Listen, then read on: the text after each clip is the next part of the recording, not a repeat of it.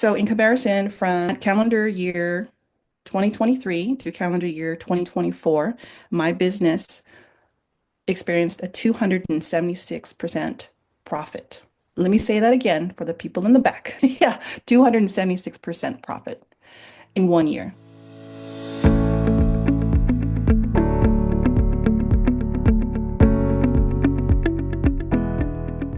We are on today with one of our favorite people, Toni Fountain. We are going to have Toni tell us about her exciting life as a hairdresser and her outstanding success. Well, my goodness, that was an awesome introduction. Thank you. Um, Hi, my name is Toni Fountain. I am a hairstylist celebrating my 20th year behind the chair. I've seen some incredible changes in this industry, specifically with my career. A little bit about me is that cosmetology was a second career for me. I have my degree in English literature. I thought I was going to be a teacher. I did an internship and quickly said, nope, don't want to do that. And then I had found myself in commercial real estate, but it just wasn't that creative outlet for me. I pursued cosmetology on the down low. I did it while I was working full time. In case it didn't work out, no one knew kind of thing, but fell in love with it immediately. It was something that I've done for friends and family, but just didn't know I could pursue an actual profitable career as a cosmetologist. That had progressed since 2007, and then loved being behind the chair. And then lo and behold, 2020 COVID shut us down. In hindsight, it was probably a break needed both physically and mentally for all of us. But I took that opportunity to reach out for coaching because I knew once we were going to come back, I could not sustain the way I was building my business. And I had some really good mentors in my path. I knew a little bit about business, but I knew over time to sustain it, I needed coaching. So enter Zan and Tom. We have been coaching pretty regularly since then, had some great success with you folks. And I needed to share some numbers because I wanted to not only tell my story about how much you have helped me, but the numbers don't lie. So in comparison from calendar year 2023 to calendar year 2024, my business experienced a 276% profit. Let me say that again for the people in the back. Yeah, 276% profit in 1 year. Now, let me qualify that. In that year, that was the first year that I moved here to Ocean Shores, Washington. I started all over. Startup. And not, yeah, and I didn't just start over in another comparable economy as LA County. Ocean Shores, look it up, we're pretty remote. I'll be honest, I had to get straight in my mind that physically I moved, but the talent, the expertise, the know-all and experience in me Yes. did not change. If Yes. anything, I brought it to this coast that's, some of the trends, it takes a while. It takes a while to get to those more rural areas. And I had a lot of pushback here. A lot of people saying, who does she think she is? We are not in Seattle. You're not going to last XYZ. And you guys were instrumental in keeping me focused.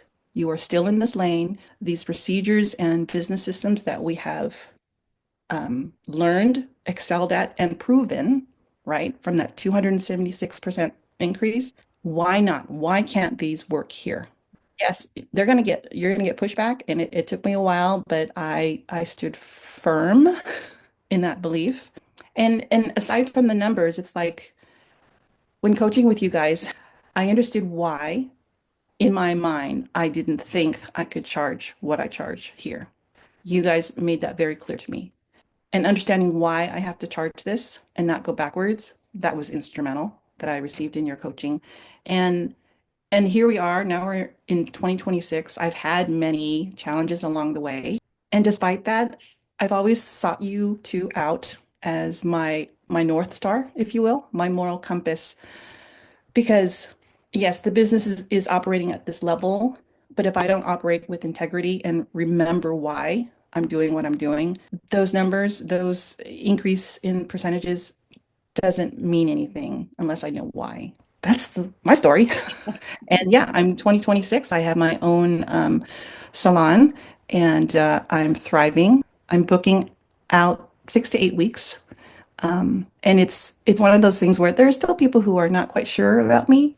And when I do express to them that I'd love to work with you, but I'm booking 8 weeks out, they don't believe me. And well, you couldn't possibly be that busy.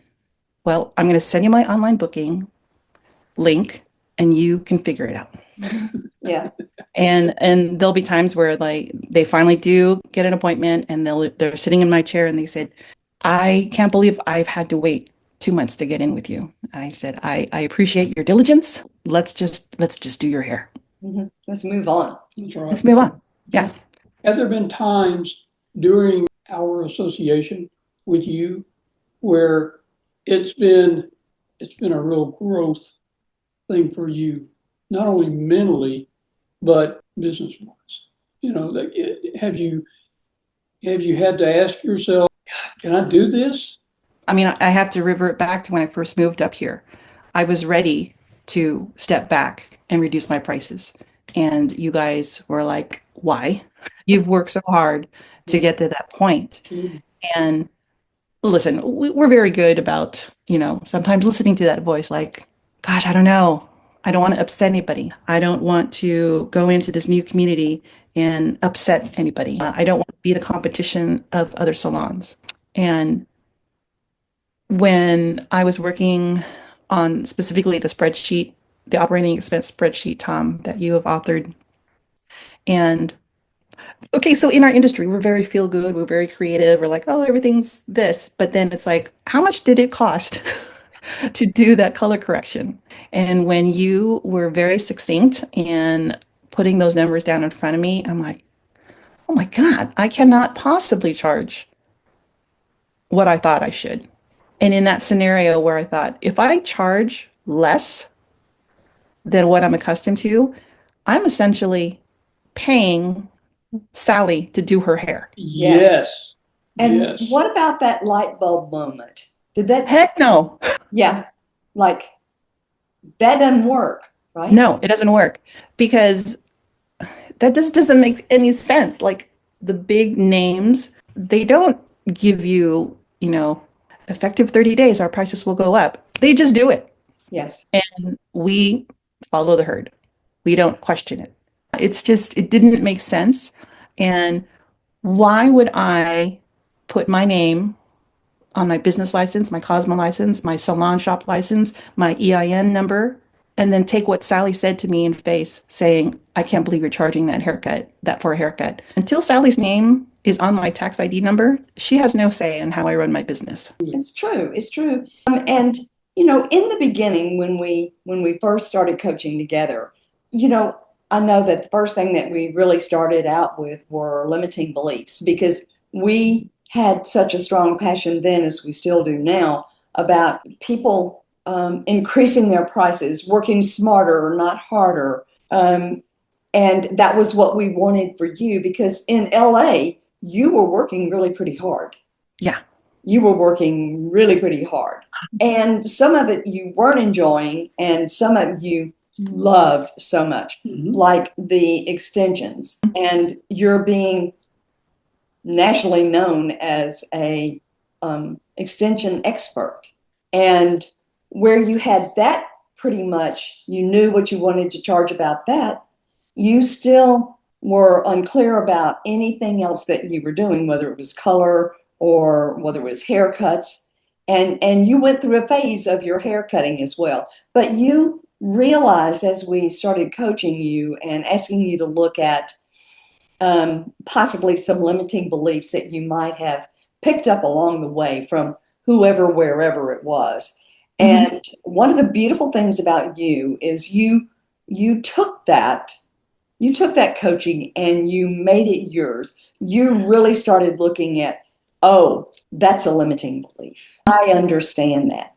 I have in the past felt that I wasn't enough, or whatever it was at that time. And you were willing to break through that paradigm and replace it with a strong new paradigm and limiting and a belief that would empower you and move you forward. So here we were in LA, and then we moved to Washington. And it was really wonderful because you could see the limiting beliefs when they popped up, when they reared their ugly heads. Yeah. And the good thing about you is that you were still so open because you knew what had happened in LA, how you had, increased your prices there, and you had next to no attrition. I mean, hardly anyone at all said, I can't afford you. Let's make my next appointment. Yeah. And so wonderful for you that you had that experience and that history that you could bring forward, but that didn't mean that it was going to be easy. No, and I wanted to touch upon when you had said that, people had low attrition. I'll be honest, I can remember two gals who you guys helped me through because I was very afraid. I was very afraid that I would hurt their feelings, or that whole mentality of I couldn't possibly raise her prices. She's been with me since the beginning. Yes. Right? There were some exchanges via email and texts with those particular clients. And I remember reaching out to you guys and sending you a screenshot, like, how do I respond? What do I do now? And you were you did not, I remember this distinctly, you did not elevate your emotion to where I was. You were like, okay, Toni, what would happen if you let her go? What would happen if you just said, I've enjoyed our past 7 years since now. What would happen if you found another hairstylist for her or help her in the transition? And to have that mirror brought in front of my face, and then to use your inspired verbiage to say that to her, and then it was, we wish you well on both ends. Like, it was in my own mind, my own limiting belief that she would curse me, but she didn't. She didn't. So yeah, that has been a highlight because we have to be prepared for that, and to arm me with that verbiage and to know that I could say it with conviction and not, cower. That was very empowering for me.